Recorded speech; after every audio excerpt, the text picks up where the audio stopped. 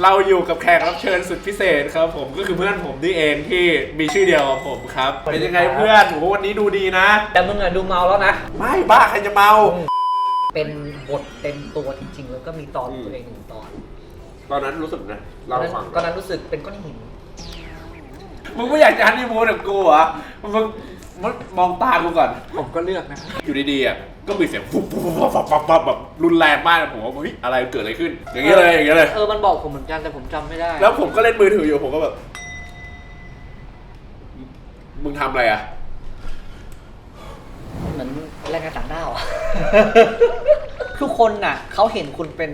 คนหนึ่งที่ต้องพูดภาษาอังกฤษได้เว้ยแล้วก็ครั้งแรกที่ผมไม่ได้ไปโตเกียวด้วยขนาดนอกเมืองอ่ะไม่ยังมีความเป็นเมืองมากกว่ากรุงเทพอีกอะมึงแรงมากอันนี้จะไม่เคยเล่าที่ไหนดาร์กมาก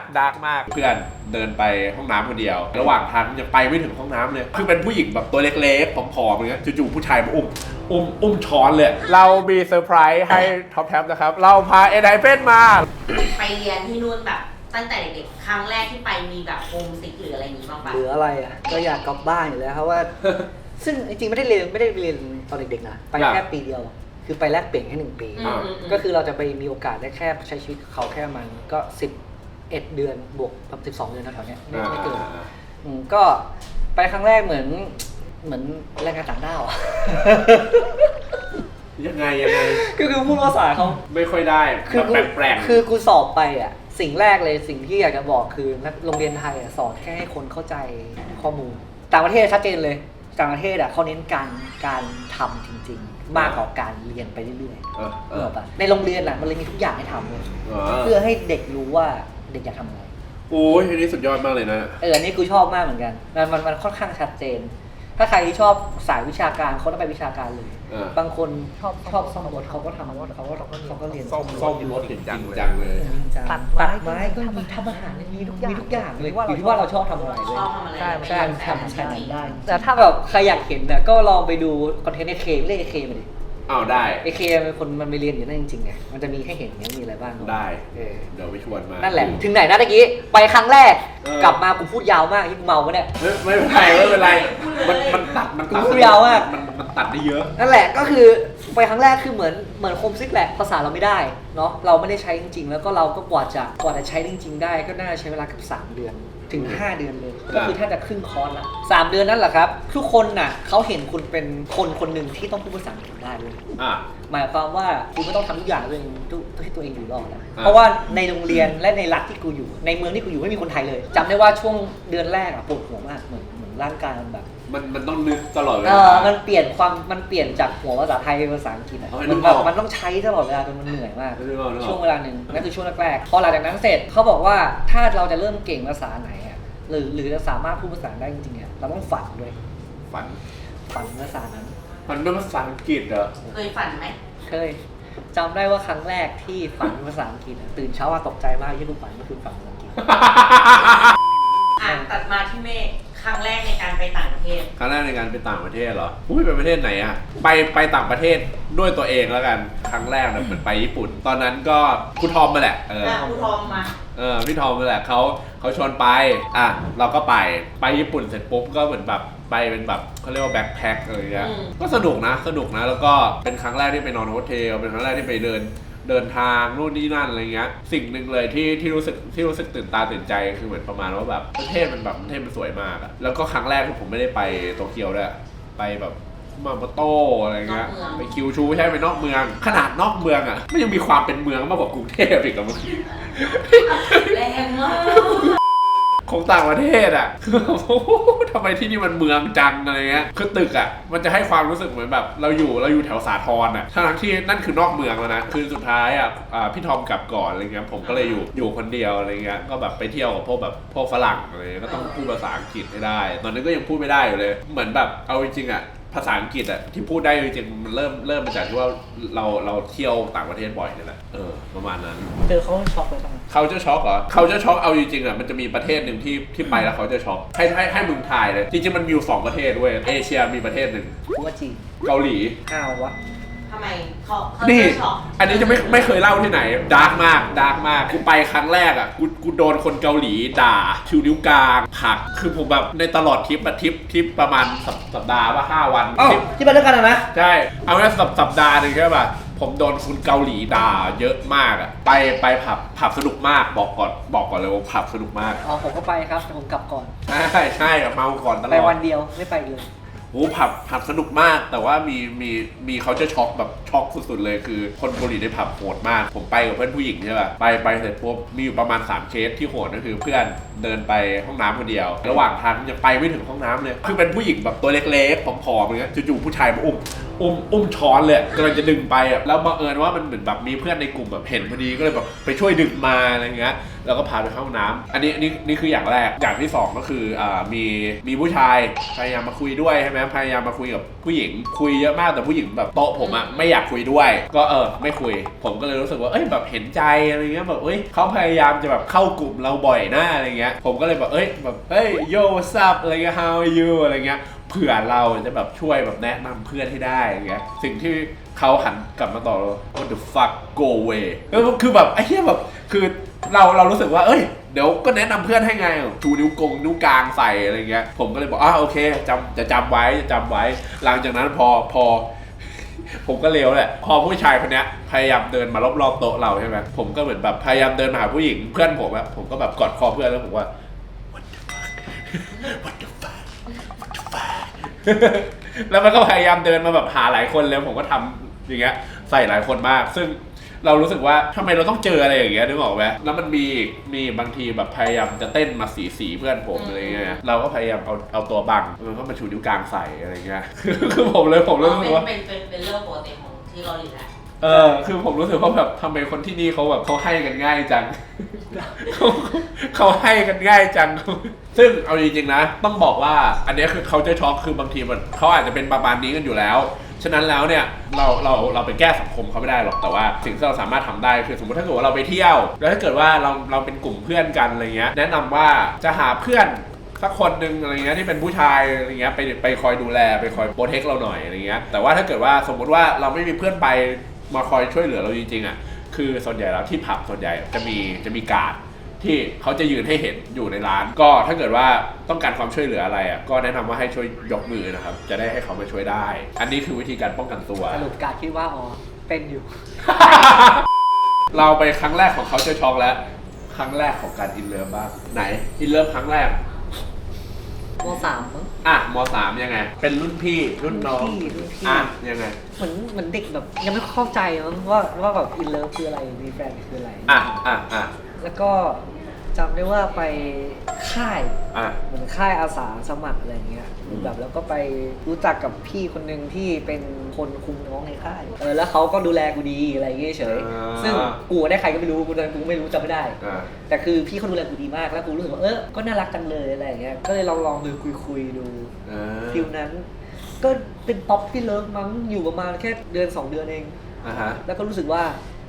ไม่ได้ชอบกูคงเด็กไปแหละฟิลนั้นผมไม่เอาจริงนะผมมีความรักมากเลยจริงเหรอชีวิตนี้มีแฟน2 คน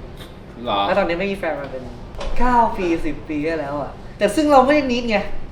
ไม่ได้รู้สึกว่าต้องมีไงคือเรามีความสุขที่เราอยู่กับตัวเองอยู่กับสิ่งรอบข้างแต่นั่นคือป๊อปปี้เลิฟครั้งแรกแล้วก็รู้สึกว่ามันเป็นความรู้สึกที่แปลกดีไม่เคยรู้สึกแบบนั้นง่ายอย่างงี้ความรักครั้งแรกพูดไปแล้วอกหักครั้งแรกไม่เคยไปหักอกเขาเหรอ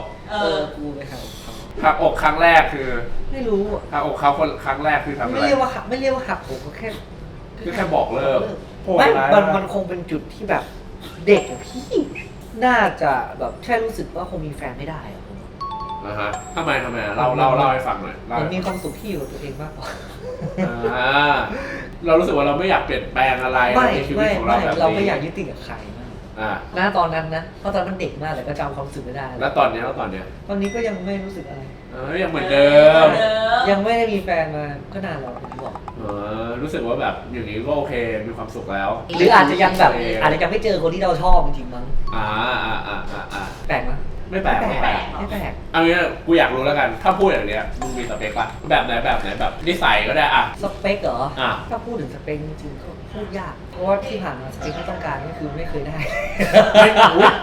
เอาจริงๆนะ อันนี้มึงคือเทปที่3ใช่ไหมทุกคนพูดอย่างนี้หมดแล้ ใช่ ว ก็คือเหมือนมีสเปคไปอ่ะสุดท้ายมันก็ไม่ตามสเปคอยู่ดีอ่ะมันอยู่ที่ว่าแบบสเปคแล้วตัดทอนสเปคแค่ไหนอ่ะนึกออกปะมันจะมีแบบตรงกลางที่เราชอบอยู่แล้วก็ถ้าได้ก็ดีไม่ได้ก็ช่างมันนึกออก เอางี้บอกมาก่อนบอกสเปคมาก่อน สมมุติว่าขอได้อ่ะ มันต้องเข้าใจกูมาก อ่ะเข้าใจมึงมากๆข้อแรก เข้าใจกูมากๆสองแล้วก็ต้องอยู่ในโลกของกูได้ แล้วก็กูก็ต้องอยู่ในโลกของเขาได้ด้วย โลกของมึงคืออะไรทำไมจะอยู่ไม่ได้ โลกของกูก็คือความเป็นกูอ่ะ ต้อง กู เข้า จะมีโมเมนต์ที่แบบ อ่ะ ต้องการอยู่คนเดียวที่หัวกู อ่ะ อยู่เยอะมาก แล้วก็จะมีโมเมนต์ที่แบบอยากเจอคนแต่น้อยมาก ซึ่งอารมณ์สองอารมณ์เนี้ยมันจะมาแล้วแต่อารมณ์กูเลย อ๋อ ก็คือมึงอยากมีแมว อ๋อใช่กูมีแมว มึงเลยมีแมว ใช่กูเลยมีแมว ก็ตอนนี้มึงมีแมวแล้วก็ กูได้เป็นแมวเลยมึงกูได้เป็นแมวคนหนึงอ่ะ โอเค มึงเป็นคนแบบ มึงเป็นคนที่ก็มีโลกส่วนตัวสูงเหมือนกัน ในขณะเดียวกันก็คือ มึง ไม่มั้งแหละอาจจะใช่แหละ มึงเป็นคนที่มีโลกส่วนตัวสูงในขณะเดียวกันอ่ะ มันก็จะมีช่วงที่มึงอยากจะเจอคน ใช่ แต่ว่ามันก็จะสลับกันไปสลับกันมาอย่าง ใช่ นี้ แต่ majority ของแบบ introvert เยอะกว่า นี่ก็คือความเป็นมึงฉะนั้นแล้ว ถ้าเกิดว่าหลักๆ ขอแค่แบบรับอันนี้ได้ นี่คืออย่างแรก อืม คือกูก็รู้ว่ามึงเป็นคนชอบเกาหลีมาก กูอยากรู้เลยแล้วกันว่าแบบ ถ้าสมมติว่าแบบเกาหลีเนี่ยแน่นอนว่าต้องพูดถึงเคป๊อปอยู่แล้ว มีไอดอลที่ชอบไหม วอเตอร์ทูบีเอ็ม 2PM ชายนี่ โอ้ยชายนี่ ทูบีเอ็มก็ฟังบ้างแต่ไม่ได้ฟังบ่อยเจอเจนนี่อะไรวะบิ๊กแบงดงบังนะครับช่วงอเมริกาเลยก็จะมา NCT Dream ใช่ไหมแล้วก็ก่อนหน้านั้นมีอะไรวะอย่างแบบมอนสเตอร์เอ็กซ์รู้จักนะแต่ยังไม่ได้กินมาก อุ้ยมีใครบ้างอ่ะเยอะมากเลยที่ผม แต่ ฟั ได้ ง ยิน อ่ะ ว่าคุณไหนอยากดูคอนเสิร์ตแบบคนล่าสุดที่ฉันไปนะ จริงๆแล้วอ่ะผมอยากดูคอนเสิร์ตนี้สุดคือ NFN แล้วก็ NCT ก็อยากดูมาก แต่ทุกคอนเสิร์ตที่พูดถึงนั้นไม่เคยได้ดูเลย เรามีเซอร์ไพรส์ให้ท็อปแท็บนะครับ เราพาเอไดเฟนมาล้อเล่น ล้อเล่น กูไม่มีงบล้อเล่น ใคร NFN มา มึงเซอร์ไพรส์ใหญ่เนาะ อันนี้นอกจากเรื่องของไอดอลเกาหลีพอพูดถึงคนแบบไอดอลที่ชอบแล้วนะครับ จริงๆในไทยเขามีไอแบบคนที่เขาแบบชอบมากๆเป็นคนหนึ่งเหมือนกัน ใครวะ เอกฮาร์ดร็อกเกอร์ ไว้ใจ นี่มันชั่วร้ายจริงๆเลยนะ พี่เอกว่าใคร ว่ามึงนี่แหละ อ๋อโทษที ผมไม่ดูแล้วกล้อง ผมจะบอกคนนี้คือพีคมาก คืออะไรรู้เปล่า มาจากไหน ผมรู้ได้ไงว่าเขาชอบพี่เอกฮาร์ดร็อกเกอร์ผมนั่งรถไปกับเขาขับรถขับไปพัทยา สิ่งที่เขาทำเขาเปิดเอกฮาร์ดร็อกเกอร์ที่กำลังแคสเกมอยู่ แต่เปิดเป็นเสียงนะเปิดในรถอะ ฟังเสียงพี่เอก ฟังเสียงเอกฮาร์ดร็อกเกอร์ ไปดูคลิป แล้วบอกเอ้ยมึงอันนี้เอกฮาร์ดร็อกเกอร์เหรออ๋อใช่มึงฟังเอกฮาร์ดร็อกเกอร์แบบไม่ได้ดูคลิปด้วยยังไม่รู้ด้วยซ้ำว่าแบบแคสเกมอะไรอ่ะแต่จะฟังอ่ะคือแบบ ฟังเสียงเขา มันคือเกิดอะไรขึ้นกูอยากรู้มากเลยว่ามันคืออะไร นี่ว่าจุดเด่นพี่เอกเขาคือเสียง อ่ะ เขาเป็นคนมีเสียงที่น่าฟัง อ่ะ กับ ใช่ เป็นคนที่เล่าเรื่องราวได้เก่ง อ่ะ บวกกับสิ่งที่กูชอบพี่เอกคือเขาเริ่มมาจากตั้งแต่ที่เขายังไม่เก่งภาษาอังกฤษ มึงต้องย้อนกลับไปในยุคที่แบบ YouTube มีอยู่แค่ไม่กี่แคสเกมที่ทำเกมเลย ถ้ามึงย้อนกลับไปยุคนั้นนะไม่ได้เห็นว่าพี่เอกอ่ะเขาไม่ได้เก่งจริงแต่เริ่มเขาเป็นคนที่งูหัวปลาแปลถูกบ้างแปลผิดบ้างมาแต่เริ่ม แต่ทุกวันนี้เขาทำมาถึงวันนี้แล้วทุกวันนี้เขาสามารถฟังปุ๊บแล้วแบบ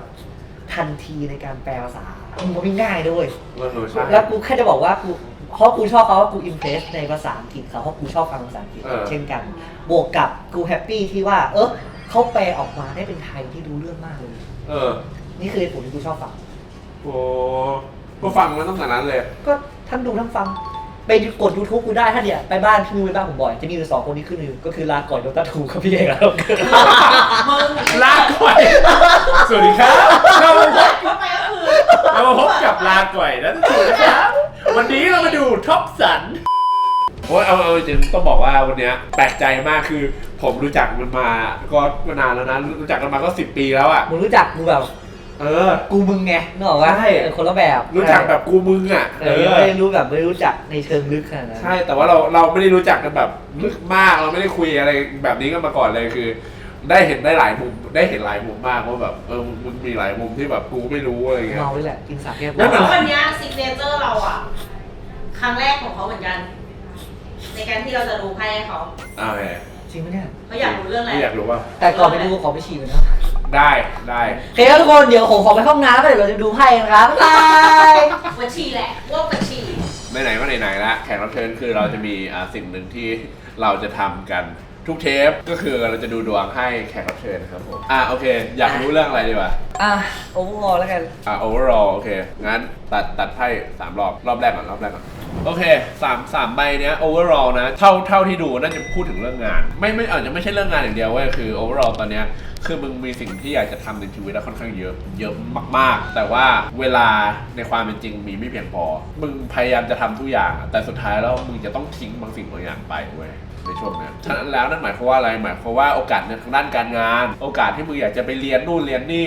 มึงอยากจะไปทำอะไรใหม่ๆมึงอาจจะได้ทำแต่ว่ามึงอาจจะได้ทำไม่ครบแค่นั้นเลยนอกนั้นไม่ได้มีปัญหาอะไรงานก็มีเยอะสุดท้ายแล้วเนี่ยไพ่จบที่ไพ่ strength ซึ่งหมายถึงว่าการควบคุมบางสิ่งบางอย่างที่เหนือความคาดหมายไพ่พูดสรุปก็คือไพ่แนะนำว่ามึงควรจะต้องจัดการกับชีวิตให้ดีกว่านี้เพราะว่าตอนนี้สิ่งที่มึงอยากทำอาจจะเยอะเกินไปประมาณนั้นครับโอเคสำหรับวันนี้เนี่ยก็จบเพียงเท่านี้กูว่าขอบคุณมากๆที่มึงมาเป็นแขกรับเชิญให้กูนะเพราะว่า ใครบอกมาฟรีกูคิดเงิน โอเคเดี๋ยวค่อยว่ากันก็ได้ เอางี้แต่ต้องบอกก่อนเลยว่าคนนี้เป็นเพื่อนที่แบบเป็นเพื่อนที่ดีกับผมมากๆคือเขาเป็นคนที่ชื่อเดียวกับผมไม่พอ